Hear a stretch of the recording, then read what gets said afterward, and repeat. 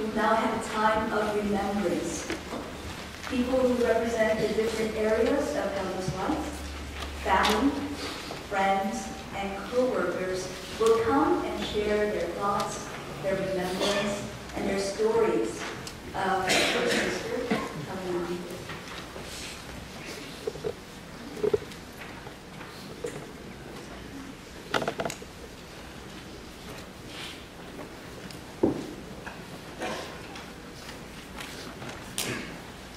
Good evening, everyone. My name is John. I'm one of Helen's three brothers. The middle one.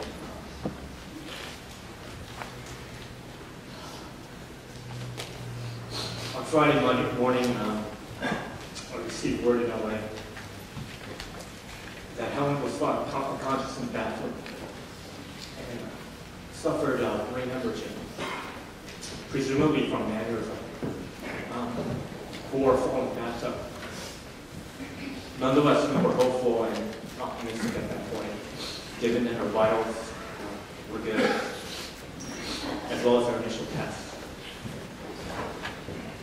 Her angiogram changed her outlook literally overnight, and it kept getting worse. We learned she had Moyen disease, a rare progressive cerebral vascular disorder caused by blocked arteries at the base of the brain. It wasn't clear what role it played in the initial stroke or the subsequent stroke that followed. What we do know is that second stroke, larger in size and severity, left us after some twists and turns with no options. By Tuesday, she died peacefully without any. Just like that, we lost the invisible hand of our family. We were all and have been devastated on so many levels, like many of you were when word began to trickle out.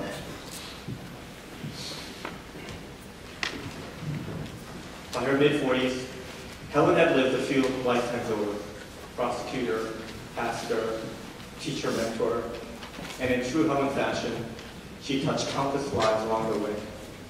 The fact that so many people are here from near and far speaks to this. My family has been greatly comforted by hearing your Helen stories during this difficult time. In many ways, it brought her back to life. And we kindly and humbly ask that you use the email address found in the bulletin, misshelenon@gmail.com, to continue to shower us with your memories and video tributes of her.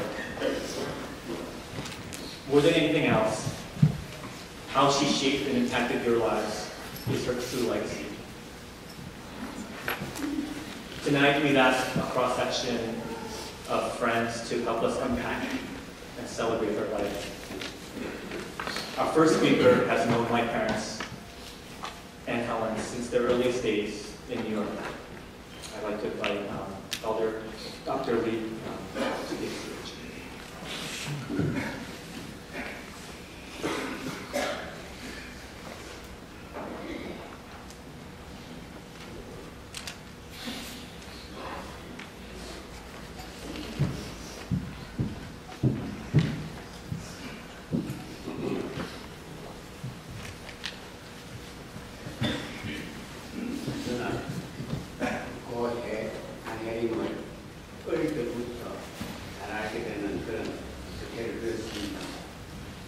장애 목사님을 중심해서 우리가 지금 앉아있는 메시아교회의 예비전인 행주중앙 장로교회 장로하는 멤버 중에 한 사람으로서 안 목사님과 40여 년 동안 가족처럼 그렇게 지내게 되었습니다. 목사님과 사모님께서 먼저 미국에 오셔서 이제 목회를 시작을 하셨고, 헬렌은 그 후에 할머니를 따라서 오빠 여섯과 함께 그렇게 함께 오게 되었습니다. So my earliest memory of Helen dates back 40 years. So when she came to New York to join her parents, who had organized this congregation in early stage of immigrant job as a church elder was to babysit Helen. They just left Helen with me, and they went to a tour to Statue of Liberty. And amazingly, Helen simply said, "Bye-bye," and held my hand and followed me. Even then, she was truly fearless. And in addition to being cute and sweet 3-year-old, she was always articulate. She knew exactly what she wanted to do and how to get it. I soon saw her growing up to demonstrate her leadership skills with her brothers first. Sorry about that. And then in the church and in the school. I have 3 daughters of my own, a few years younger than she, and Helen was an only, which is an older sister to them. Not surprisingly, all of my 3 daughters loved Helen very much from the beginning. During her college years, Helen shared her thoughts about psychology and theology with me because I also studied psychology. I still remember her presenting clear reasons why she wants to study theology at Princeton Seminary. During her college years,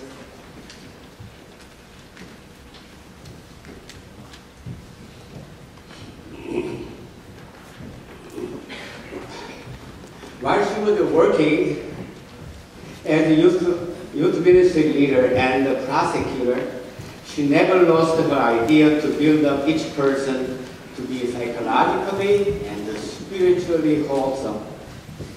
She had a big heart, as big as combining both her father and mother's. I heard numerous accounts of her helping others privately and often secretly. Her heart was huge and it was genuine. She was, as you know, always vibrant, lively, full of life.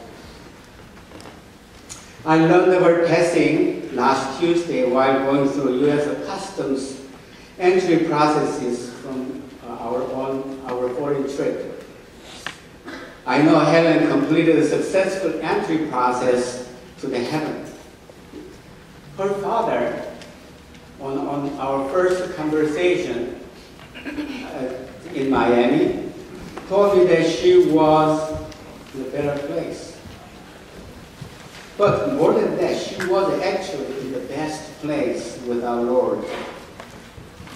And we all look forward to meeting her there. Yet, for now, I and my family, and I understand all of you, still miss her. Her radiant smile, her sweet talks, and even her arguing with me, always. I certainly do miss her very much. Thank you.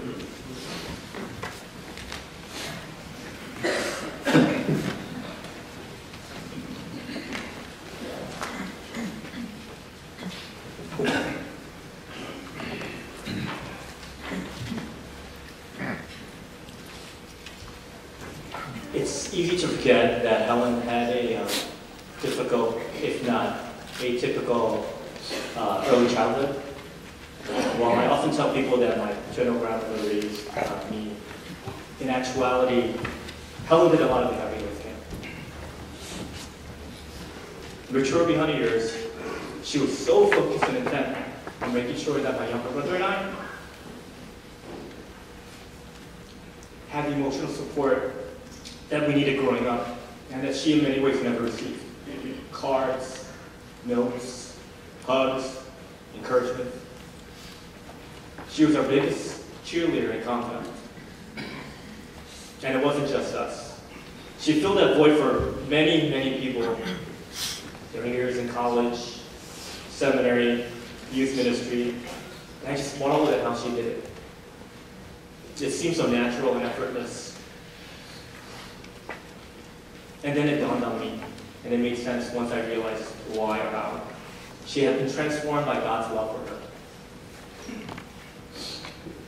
Because she knew Christ first loved her, she could live sacrificially for others.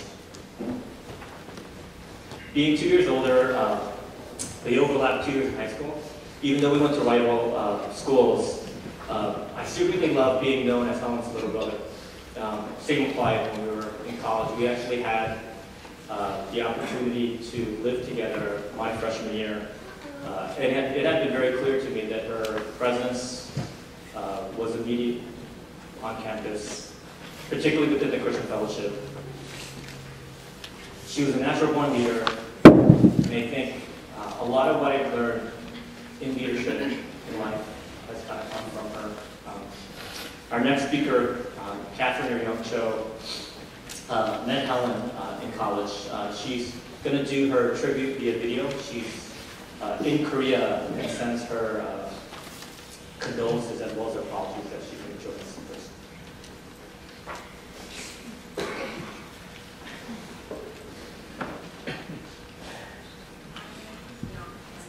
I'm Helen's friend who lives in Korea. I'm sorry I couldn't be there in person. I was hoping Helen would wait for me to get on a flight. My condolences to her family and friends. I just want to tell you what Helen means to me. We met in college and we instantaneously became friends. She was cheerful and quirky and funny, and she was such a giver and encourager. She would always make sure that she had time for you, that she dropped you little notes to make sure that you were okay, and I really appreciated that about her. We lost touch after grad school, but I found her on Facebook after looking for Helen out from New York, and her profile photo caught my eye of a young lady who was skydiving. And I knew that had to be the Helen that I was looking for, because only Helen would be fearless enough to do that. But even after those years had passed, she was still that encourager and that giver.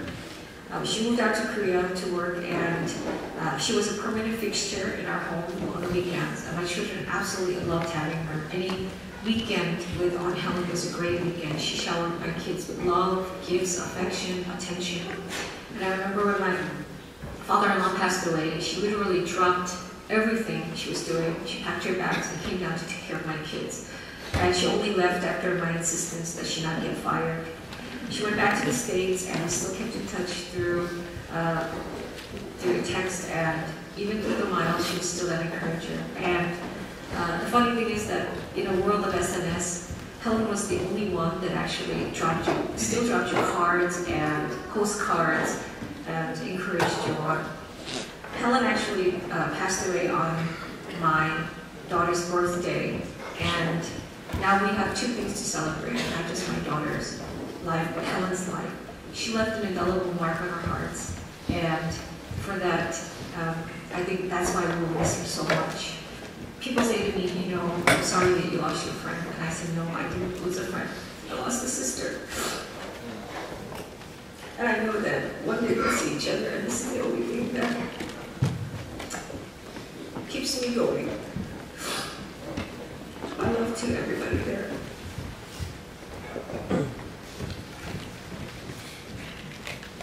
Up until Young mentioned it, I actually had totally forgot about our skydiving adventure.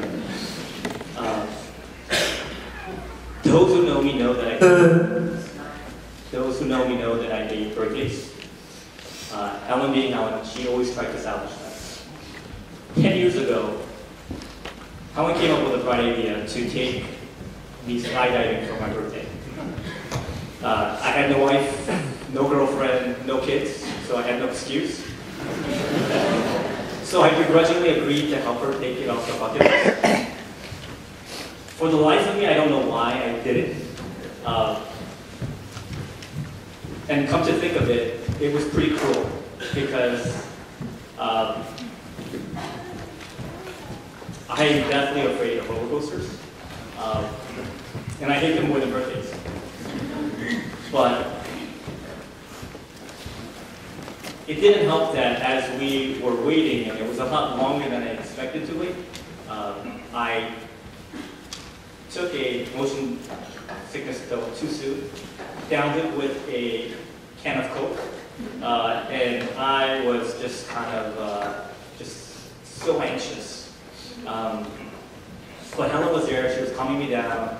She was like, "It's gonna be fun. It's gonna be a lifetime experience." But when we finally boarded the plane, and it was too late to kind of turn back, the adrenaline kicked in, and I was excited.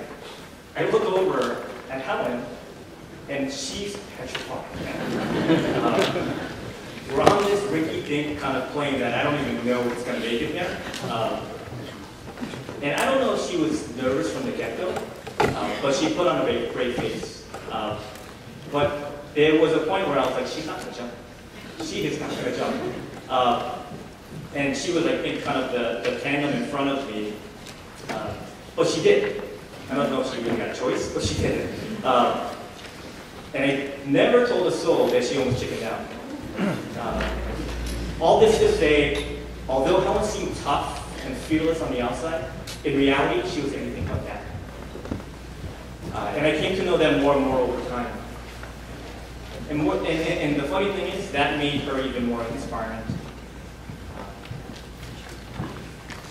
Last but not least, I wanted to invite Lisa Vito, one of her first and oldest colleagues at the VA's office, to share some thoughts.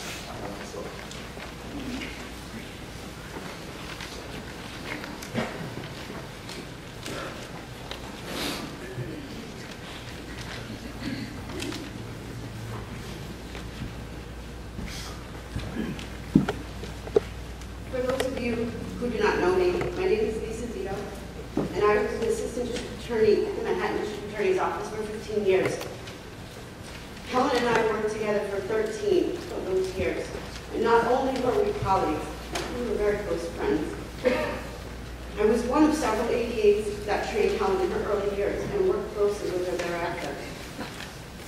And for years, our offices were next to each other, separated by the thinnest of walls. And at any given time, if you walk by our office, you can hear Helen screaming my name out into the hallway, "Hey, Zito, I need you." And then I would in return shout her name right back. Through the years, we commuted to and from work together from both Little Neck and then Bayside. And I used to tease her that she followed me to Bayside when I moved. But with that, we spent many hours together outside of work, not just commuting and at work, but also at gatherings, get-togethers for work, celebrations. We would get our nails done, sometimes we get our hair done together. She introduced me to the Korean culture. She taught me some Korean phrases. I'd say I was always very good at pronunciation, though. She made me laugh, and she drove me crazy all at the same time. And I imagined one day that I would speak for Helen at a going away party, and not at a religion. I consider myself lucky to have had her in my life, and even more blessed to have spoken with her just a couple of weeks before she passed. A year ago, I moved to Florida. I left the VA's office, so we would keep in touch by phone and text message. And the conversation was filled with laughter and joy, and we discussed when she would visit me in Florida. And she also told me of a situation which demonstrated her unwavering loyalty to me and our friendship, which just made me laugh even harder on the phone with her. She was so insistent. "But Zito, this is what happened. You know, tell me it's okay. Don't worry. It's all good. It's all good." I am truly still in shock that my friend is gone. And I look at our text messages where she stated, "I miss my Zito," and I would respond, "I miss my Helen." There are too many stories and memories for me to possibly share, and I did not want this eulogy to only come from my perspective. So I asked my colleagues to summarize their impressions of Helen and how she impacted their lives. And I feel that it is important for the Ahn family and her brothers to know the kind of woman they raised and sent out into the world. Not surprisingly, a lot of the same characteristics were repeated to me over and over from different people. These are some of the responses. Helen had an innate ability to make you feel important, loved, and special. She genuinely wanted to get to know you, the person. She was friends with everyone, including support staff, court reporters, court officers, judges, and even the local Korean deli owners. She was extremely thoughtful and caring and generous. She was the first to organize a celebration of a happy life accomplishment, whether it be a wedding, a birthday, a bridal, or a baby shower, or just to drop you a random note that she was just thinking of you. Conversely, if someone was experiencing a tragedy or a health issue, she would organize visitation, flowers, cards, donations, or gifts, even for those that weren't her friends. She would mail care packages to officers that were deployed overseas.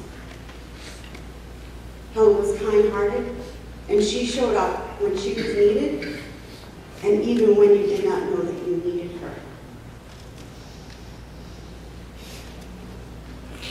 She gave of her time to everyone and anyone who needed it. She was the first to buy her colleagues a drink at a party. She would just say, "It's money, no worries, let's have a good time." If Helen asked for help on a project, she often thanked you before you even began bringing your token up, before you even began the project, by bringing you a token of thanks. Usually food related, Billy's cupcakes, or cookies, or chocolates. Or if she missed your special occasion, she'd bring you flowers and apologize for her absence. Helen had very strong opinions, but was humble, and often asked our opinion of whether we thought she was right or wrong, whether she was right to have that strong conviction. At the same time, she liked to have fun and had a flair for drama. She was always well put together. Her nails were always done. She had designer bags to match her suits. She'd make us laugh when she tried to walk in her 5-inch heels. And her and I used to have a constant battle when we walked to the subway. "Zita, why are you walking so fast?" And I said, "Helen, I'm walking normal. You're just wearing those cute shoes. You can't wear cute shoes when you're trying to hustle to the subway." At work, she had the strongest of work ethics. She worked long hours. She would stay with you if you were working long hours too, so you wouldn't be alone. She always wanted to do the right thing and bring justice to crime victims. She listened lovingly and compassionately to them. She was a team player and cultivated effective working relationships with detectives, officers, and investigators. Helen was always the first to volunteer to cover colleagues in court, or the grand jury, or to take an assignment when a supervisor needed it. She was the perfect second seat for homicide trials because she always kept the most ridiculously organized case file. She was always at the beck and call and willing to work late and do whatever was needed on her cases. She was a mentor. Helen had an innate ability to teach, obviously coming from her upbringing and her background and her heart. For years, the rookies were situated across bar offices, and Helen would answer their questions without judgment. She would drop whatever she was doing to assist the junior assistants and to follow up with them to make sure that she adequately solved their issue. Her couch was always available to them, along with a candy jar, always full of candy and chocolate. Helen took extreme pride in her Korean heritage. She introduced others to Korean food, culture, and tradition. She honorably represented the district attorney's office and Korean prosecutors when she spent the year in Korea at their prosecutorial agency. And she was very active among the Korean prosecutors in New York. She She was so proud. She was also very active with the Asian American Bar Association of New York. She hosted many events. In fact, she had another one coming up. As for her family, in addition to being a colleague and a friend, she let us into her home life, and she would tell us all about her family, whether she was celebrating her parents' birthdays, tending to them when they needed to be tended to, or her brothers. She was so extremely proud of her brothers. She would let everybody know. She was proud of their accomplishments, and she gushed over her nieces and nephews. She would show us pictures and tell us stories, and tell us about her visits and Emmett and Addie. And for me, that was great, because I also had nephews, and we would share that experience on the trains on the way home and compare our pictures and talk about different stories. And she was just like a super aunt.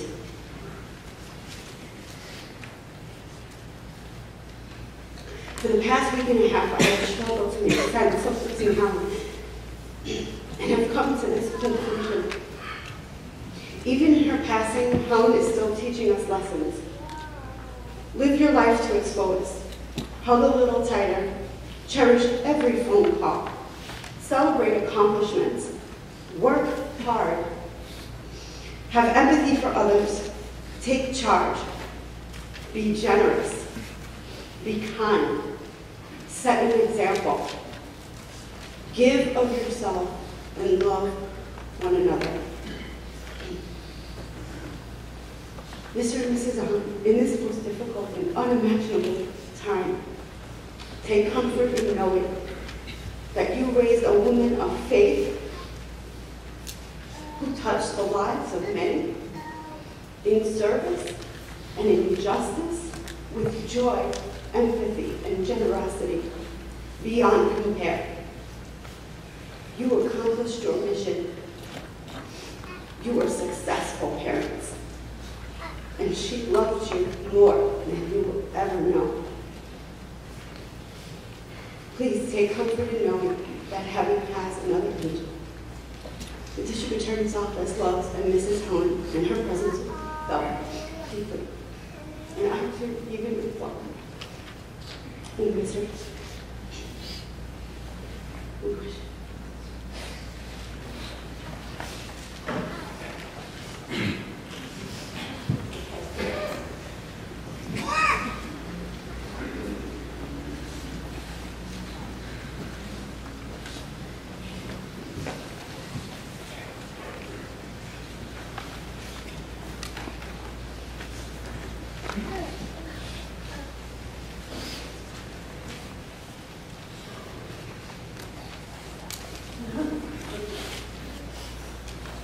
It's just the last of me, I promised. Like many things in life, Helen had a love-hate relationship with work. She loved getting called or approached by detectives in cases. She took it as a badge of honor that they trusted her, they valued her. She hated getting those cases taken from her. She loved the people in the office, particularly Bureau 40. She hated the politics. She loved the courtroom, and she absolutely hated losing. It was the jury didn't see this or that or another.